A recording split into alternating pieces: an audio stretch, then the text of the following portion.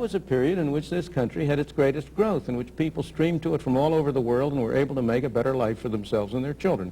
If you take the automobile industry in particular, since Henry Ford really revolutionized it, it transformed the nature of life in this country. The automobiles improved tremendously. They came down in cost relative to other goods. The effect of the kind of regulations you now have has been to make automobiles not more safe, but less safe. Why? Because by making them more expensive, they make it pay to keep an old car on the road longer. The average age of cars on the road has gone up, and old cars are less safe than new cars. By making them more expensive, you've reduced the amount of foreign competition. We have a lot of foreign competition, but you probably know that there are many foreign-made cars that make no attempt to export to the United States because the cost of meeting all the particular regulations and standards make it uneconomical to do so.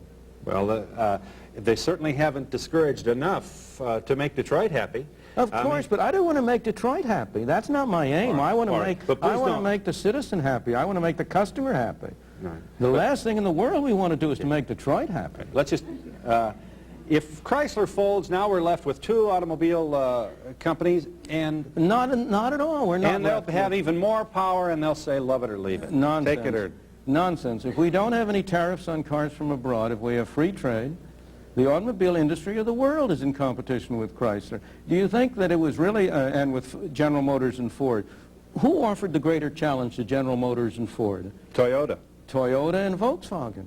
So where's this nonsense about there'll be only two car companies? Yeah, but I have no objection to there being 100 car companies if the market stands it. But I don't believe you ought to artificially prop up a third company in order to say we got three companies. This is Milton Friedman, professor of economics, the Nobel Prize winner. And just let me step here just let me try and see if I can't get somewhere in the next segment. Dr. Friedman is our guest, and we hope you'll join us.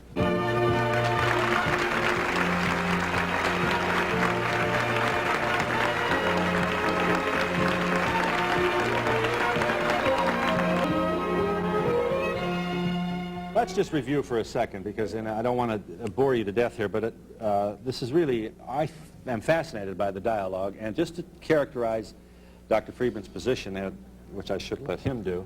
Here is better, you won't succeed in not doing it. Just tell me how I'm doing here. Here is a man who feels that definitely there's too much government intervention in everything, and that if we just take Adam Smith's notion of the 19th century and let the laws of supply and demand work without all these bureaucratic rules and regulations, that we would have, you think we can eliminate the gas shortage if we do that? The only reason we have the gas shortage is because it's made in Washington. There's no need for the gas shortage. There's a problem in oil.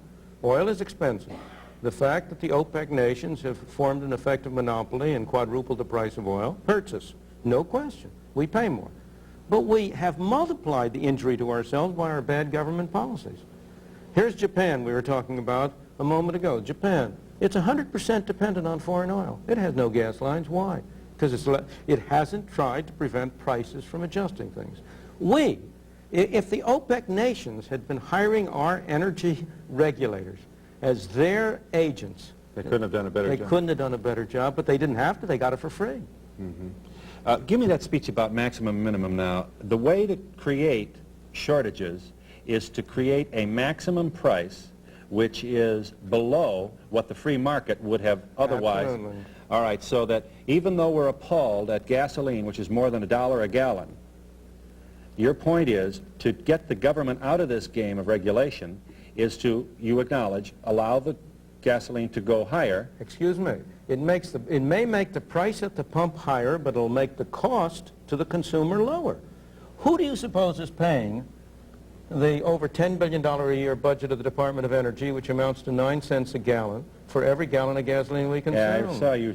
Can you prove that? Of course. 9 cents a gallon for Of course. Are there 20,000 people in the Department of Energy? Yes. 20,000 people. All of them making trouble. All of them paid. Let me give you a very simple example, because it's hard to go on. Here's Canada next door.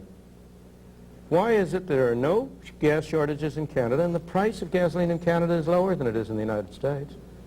Canada's in competition with the world, but it doesn't have the same kind of Department of Energy we did. If we had no price controls, you have to ask where you start. If right now the only thing you did was to eliminate the price controls, the price of gasoline at the pump would go up. Right. If simultaneously you also decontrolled crude oil and eliminated the regulation over the oil industry in this country, the price of oil would go down, because you would unleash the productive potential of the American oil industry. Explain to me why it makes sense to propose that we produce synthetic fuels at costs estimated up to $40 a barrel, while we will let people who pump oil out of the American land, oil well, some of them can only get less than $6 a barrel for their oil. Others can only get $14 a barrel, but we're going to spend the taxpayers' money to produce $40 a barrel oil. Is that sensible? You're saying that they get that because of regulation? That's all they get because of regulation? Yes, the regulation, the Right. limit on the price fixing, the limit on the price which they may receive for oil. Now, where do you suppose the difference between that price and the world price goes to? Okay, let me just, how do you speak to this nightmare? Let's do your thing. You're a czar. We'll make you a czar, and you're going to say, look, the free enterprise system is going to work. I'm not crazy about the OPEC monopoly either, but this is the facts of life. It's the geography, and it's the way we got to play this game. And let's let it happen as it happens. $3 a gallon. Now, we have truckers shooting each other right now because of their frustration out of their inability to pay them. Excuse me. The only reason they're shooting each other is because the government won't let them be free to set their prices. You have the ICC, the Interstate Commerce Commission, in turn fixes their prices. The Interstate Commerce Commission, in turn, decides who may and may not haul freight. Do you know that if you want to haul freight between certain places, you may have to buy the rights from a company that doesn't own any trucks? There are many people in this country who get income out of the accidental fact that they own ICC licenses to transport goods between point A and point B, which they don't use, but they rent out for others to use.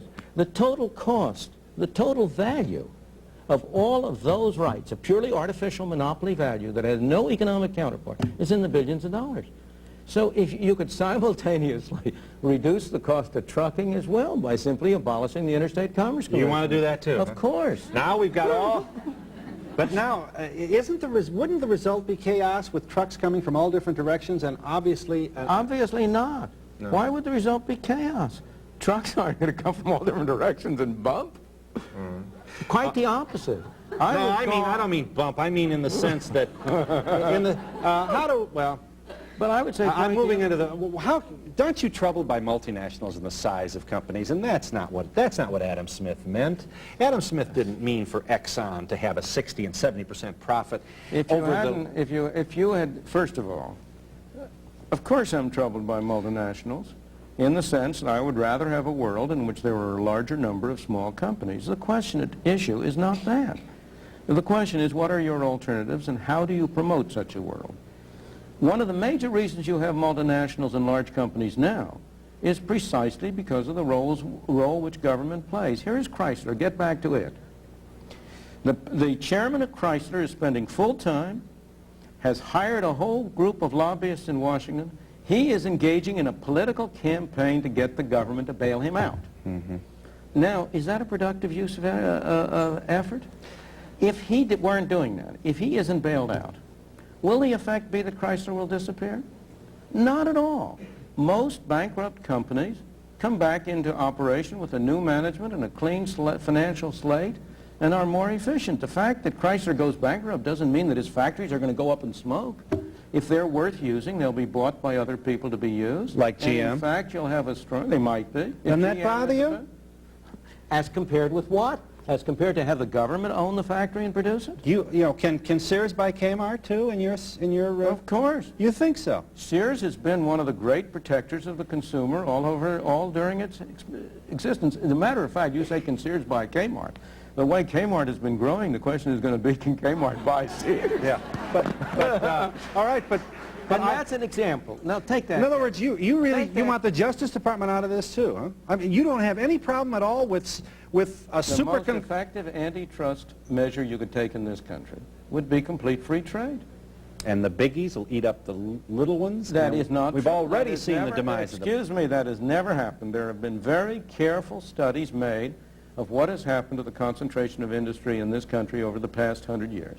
And except in those areas where government has stepped in, it is not true that the biggies have eaten up the smallies.